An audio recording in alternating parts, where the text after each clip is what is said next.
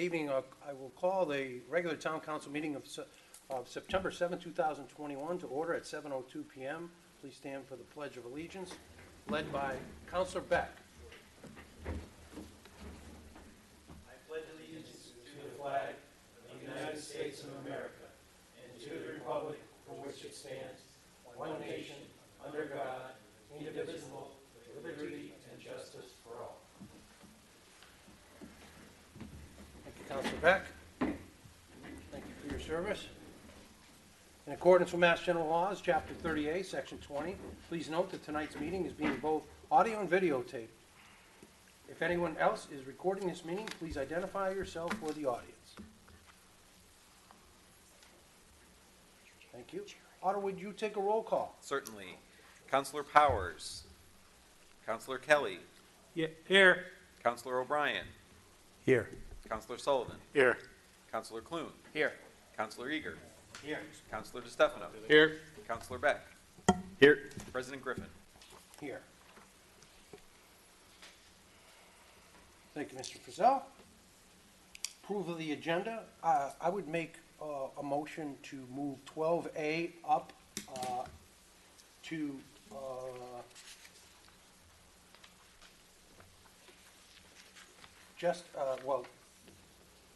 just before the public hearings, which would be right around the student representatives. Second.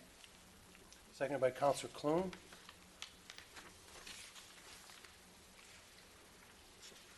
Any further discussion on that motion? Seeing none, let's go to a vote. Councilor Kelly. Yes. Councilor O'Brien. Yes. Councilor Sullivan. Yes. Councilor Clune. Yes. Councilor Eager. Yes. Councilor DeStefano. Yes. Councilor Beck. Yes. President Griffin votes yes by a vote of 8 in favor, 0 opposed. The motion passes. Again, no student representative. I would call that 12A out of order, and I will turn to Councilor DeStefano, the chairman of the Utility Committee. Thank you, Mr. President. So this was an item that was before us a few weeks ago. Can you just read the motion? Oh, sure. Yeah. You want me to do it? No, that's fine. I apologize. That's okay. Move to approve the proposed utility petition submitted by New Singular Wireless, AT&T, to install an antenna and related equipment onto an existing pole located on Memorial Avenue as continued from August 16th, 2021. Second. Seconded by Councilor Clune. Back to you, Chairman DeStefano, with the vote of the Utility Committee and any other information you have. So this, as was mentioned, was continued from the previous meeting. And subsequent to that meeting, there was a request to reach out to the petitioner and ask if there was a way whereby they could relocate the array that was proposed to another pole within the vicinity of the pole that they had petitioned to put the array on. And we did receive back notice from Attorney Dolan.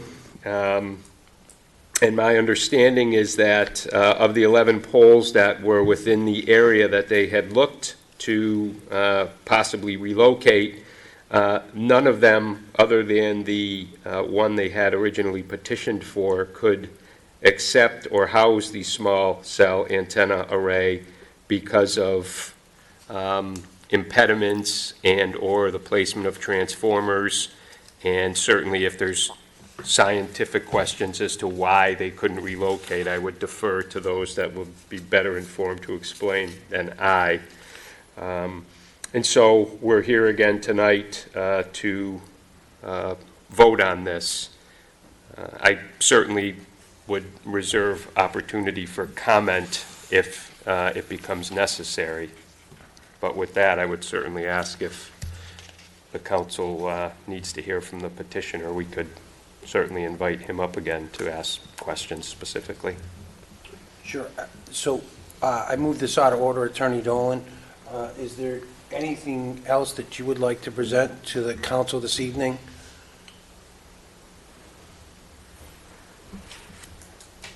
Good evening. I'm not sure if it was shared with the council by the applicant, but I do have 2 additional supplemental reports from our RF emissions specialist, hard copies of which I can share with the board here, the council, which demonstrate that the proposed facility the emissions from that facility would be a fraction of the FCC allowable limit.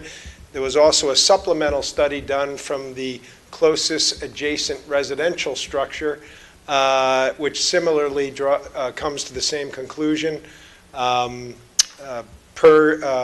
Councilor DeStefano, I just want to reiterate that what my client does is when they have a gap in coverage, where there's not sufficient capacity or speeds that consumers are demanding in that area, the radio frequency engineers give a circle or they call it a search ring, where the field people are supposed to find a utility pole upon which they can put an antenna which will address that need.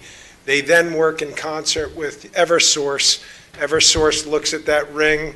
They catalog all the poles in that area, in this case, due to closers, transformers, and in fact, 2 of the poles within this area already have these small cell antennas on them, including one adjacent to this pole. So not only are we boxed out because of Eversource equipment and live wires going in and out, there's actually competitors of ours who have comparable facilities on area poles within that ring. And I would just remind the council that under the 1996 Telecommunications Act, FCC licensed carriers need to be treated equally. And for these 2 to already have facilities there, we believe would be discriminatory to AT&T. Similarly, making any denying any application like this based on health concerns is similarly prohibited by the 1996 Telecommunications Act. So I just wanted to supplement that information. I appreciate your consideration, and thank you, Councilor DeStefano, for allowing me to present my information. Thank you, sir. Questions, comments? Councilor Eager? Yes. Attorney Dolan? Yes. I don't see your expert here, but I was wondering if you could answer some questions about the install. Are you prepared to? I can answer. I was at the last hearing we had. There were plenty of questions of him then. I brought him last night. Right. No one had a single question for him that night. So you see he's not here, and I'm sure you have questions then. But Those I do want to labored- share these Thank you. reports with the council, which hopefully you can take a look at yourself. Okay. So my first question is, keep in mind that Verizon has a tower right next to where you propose with a light on it. So what engineering challenges will you need to overcome to install a small cell on a utility pole with a light? That has what? So last time you were here, you said many of the poles you excluded had utility lights. When I checked the area in question, the neighboring pole from Verizon was installed with the utility light. The utility light on its own is not a prohibition. Okay, because last time you testified, it was. In And it- concert with other things, it can be. You're correct. Right, so, but you said that the light was a limited thing, and when I checked it, the Big East side all had lights on it, and when you emailed DeStefano, you said the lights were an issue in that email. So I'm just asking, what are the engineering challenges to overcome that?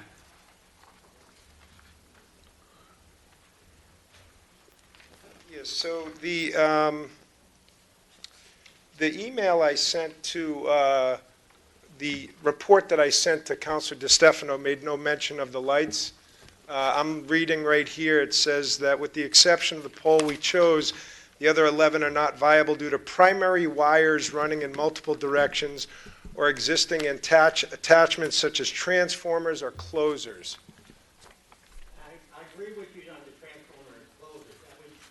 probably add some interference, but the lights, you have all the poles on the opposite side. Oh, sorry. You have, thank you guys. So my question is, what are the engineering challenges of installing a small cell on a utility pole with a light, considering Verizon already was able to do that? So those poles, the only issue is not just a light. Okay? It has those other things I just mentioned. Okay, but I didn't ask that. I asked, And- what are the and by the engineering way, challenges? I don't make that decision. My Okay. client doesn't You make just that. you can Eversource just say makes you the don't know. decision. Eversource makes that decision. What If- I'd ask, Yeah. ask a question, get an answer. Okay, You answer, ask a question. all right. I'll be honest with you, I know that you're passionate about this issue, and I respect that. Mhm. Attorney Dolan is very passionate about this issue because he's representing his client. What's happening is the general public Yeah. can't get exactly what because you're talking over each other. All right, so I'll repeat the question, okay? I just asked, what are the engineering challenges to install a small cell tower on an existing pole with a light? The challenge with just the light in that instance is not a singular challenge. It can be in concert with transformers, closers, and multiple direction power sources. Okay. Considering there's an apartment building next to it and there's second floor residents, why did you choose such a low height for your small cell installation when you could have gone higher? Well, we're using an existing pole, and we're putting it exactly where Eversource wants it. In light of what they already have on the pole, we weren't going to extend that to a 140-foot pole or something like that. In fact, the emissions would be comparable regardless of where it was on the pole. That's factoring only just your tower, not the Verizon tower next to it. I did not see any mention of the radiation from the Verizon tower in your calculation. The cumulative reports, the projections do include cumulative ambient emissions. What type of resistance? So you came to us 3 times already, and each time you came, you decided to put a cell phone tower in front of a residential unit. I got to believe in at least one of these 3 times, you could find a enough place to put the cell towers at least 100 feet away from a residential unit. You haven't. I've been consistent that the setbacks were my big sticking point, and I'm just wondering why you continue to locate these in front of residential units and this is the closest one you installed since we've been talking, so. Yeah, the one we already have installed is actually closer, that the council approved. That we've got that one up. It's actually closer to a residence. We don't pick where these goes. I just want to be clear about that. There is demand from businesses and residents in West Springfield for additional service, faster speeds, more capacity. We're putting it where the people want it. We take that search ring, and then Eversource tells us where we can put it.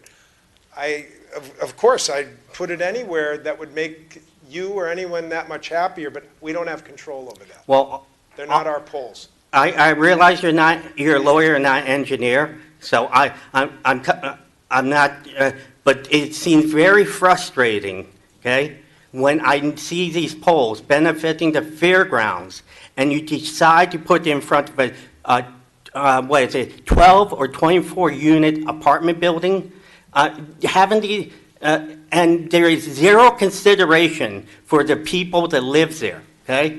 I'm not saying that you never have to put in front of a residential unit, but I don't see an effort to put these in a place that would do less damage, or put it closer to the fairground where it would be typically use, because I know this is dead and located dead center on the fairgrounds. I don't think it's fair for the families that live in this building. There are at least 12 families, probably 24, in this building. And I just think it disadvantages them greatly. So first off, once again, there is no health risk from these antennas at that location or any other location we proposed. There's a tower right next to us here that's giving off more emissions than that facility will, and we're all sitting here right now. People work here all day. There's residences, there's schools, there's libraries. As I say, so there's no health risk. We've demonstrated that. We're a fraction of the FCC allowable limit. We go wherever source tells us to go. Clearly, 2 other telecommunications carriers in this same area, even closer to residences, were approved somehow. I don't know how that happened. That's a different story. We're asking for an approval based under the 1996 Telecommunications Act, no health issues, and we are operating in compliance with all FCC allowable limits. With that, I'll yield. Just as the chairman of the Utilities Subcommittee, I feel I have to address a couple of things because, I feel badly for Attorney Dolan. He's come here on a number of occasions. I think he's gone above and beyond in trying to provide us with the science behind whether or not something's safe or not. Anybody can go online and look up articles that may deviate from accepted science. I think you educated, or your engineer educated us on the last time, that the Massachusetts Department of Public Health is one of the few state departments of public health that has a requirement to assess the safety of these devices, and they've deemed them safe. I had a number of phone calls today from individuals who knew none of that. They got some one-sided story, but once they were explained the safety factor and the fact that, as you've said a number of times, you don't just locate your arrays in inconvenient spots. You are somewhat beholden to the utility pole owner. And your email is clear. You never mentioned lights. You mentioned transformers, impediments, closers, and primary power in multiple directions. You were asked, through me, by another member of this council, to see if you could revisit and relocate. You, to your credit, did that. And you responded, which was shared with this committee, that it couldn't be done. The fact that this is being installed to help the Big E is a complete fabrication. If the Big E needed excess capacity, they could roll out mobile units on grounds. They would not need to put up a small cell array for 17 days worth of Big E traffic. There's another tower that you mentioned, an array, let's call it, proximate to this. That was voted on by a different council years ago. I don't know what the concerns were then, but it's pretty clear you've met the challenge. You've done everything we've asked you to do. The people who have called with questions that I at least had the opportunity to speak with, I would say of the 4 individuals I spoke with today, all but one of them was satisfied when given the explanation about why our hands were somewhat tied in having to approve this, why it was located, where it was located. And I just want to say that I'm appreciative of the dialogue and the information you've shared with us. And I don't think there's been any effort on your part, underhanded or overt, to somehow disenfranchise the people of West Springfield in a safety or any other manner. And I just want to say thank you for being communicative with us. Thank you, and I just want to echo that my client frequently will install temporary facilities, otherwise known as a cell on wheels or a cow, at locations where there are outdoor events that might need some immediate coverage for a short period of time. That's how they would address the E. This isn't designed for the E. This is for the residents and the businesses in that area. And lastly, I will just say, this facility will be operated in compliance with every local, state, and federal law on the books. And if there's an article out there about something with RF emissions, there's articles on everything. But we will comply with every single law, rule, and regulation applying to this facility. Thank you, Attorney Dolan. Any further questions, comments, concerns? Councilor O'Brien? I did notice a subtle shift in that we were referring to the Telecommunications Act, and the ramifications are which if we run amok of the Telecommunications Act. What is the remedy?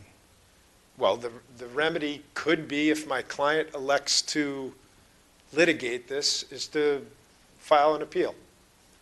I'm not saying whether they're going to do that or not. My experience has been when federal law is violated, sometimes they take that position. So, but we're at that point in this discussion where that card's on the table Well, let's now. put it this way. I guess what the council is saying, that you'll never have a site in this town within a proximity to a residence unless it meets Councilor Iger's approval, which has nothing to do with federal law. Is it 100 feet? Is it 20 feet? Is it 200? Whatever he thinks is, in his scientific background and expertise, what he thinks is appropriate will drive the discussion.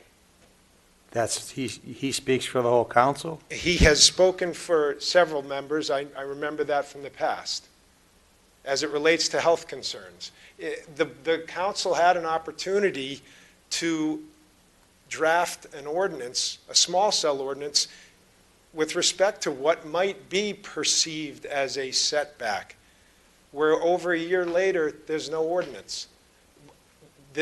My client is paralyzed, can't do anything here.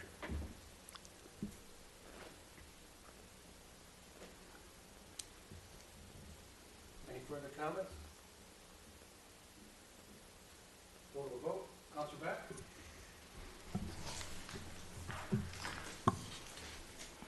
Yes. Councilor DeStefano? Yes. Councilor Eager? No. Councilor Clune? Yes.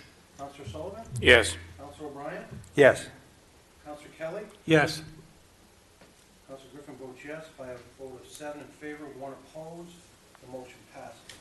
Thank you, Attorney Dolan. Have a good night. Thank you all very much. Thank you for traveling in. Moving on to the agenda. Mr. Griffin, can you bring your microphone closer, please? You know what? Mike's not even on. How you like them apples? Councilor Stefano, Yes, he does. public hearing, Verizon? Move to open the public hearing relative to the utility petition submitted by Verizon for utility pole placement on Calvin Street. Second. Second by Councilor Clune. Anybody here representing Verizon this evening?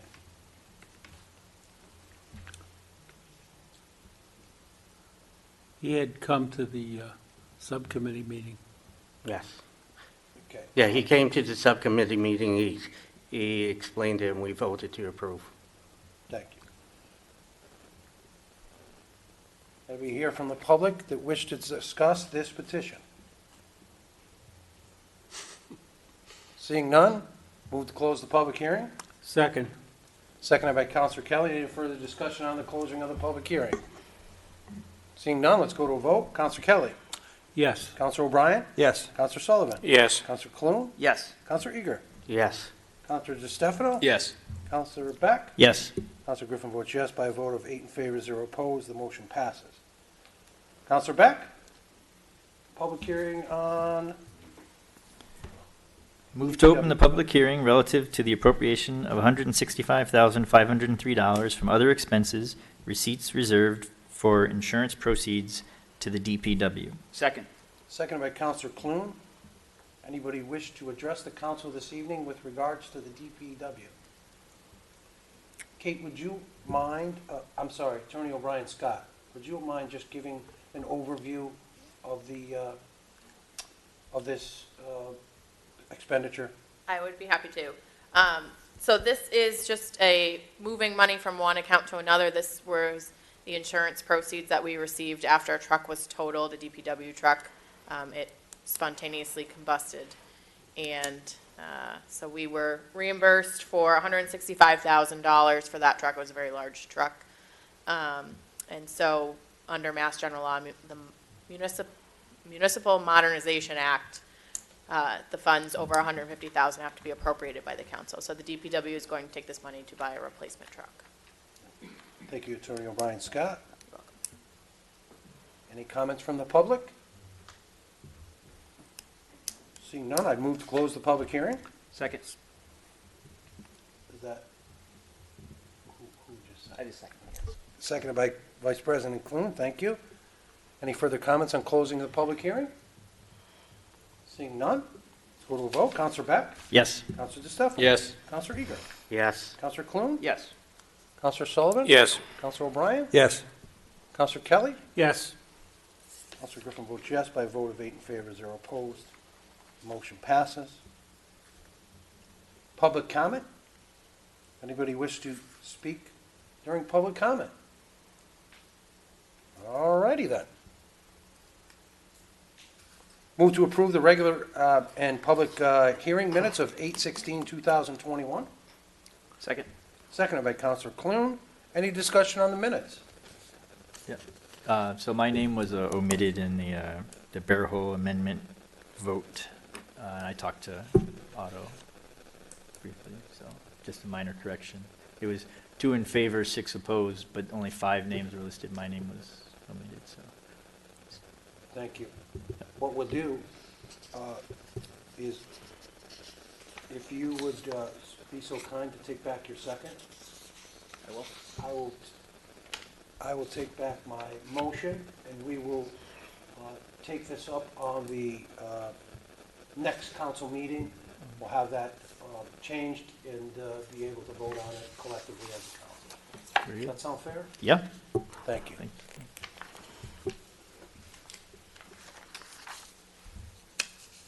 So petitions, remonstrances, and communication.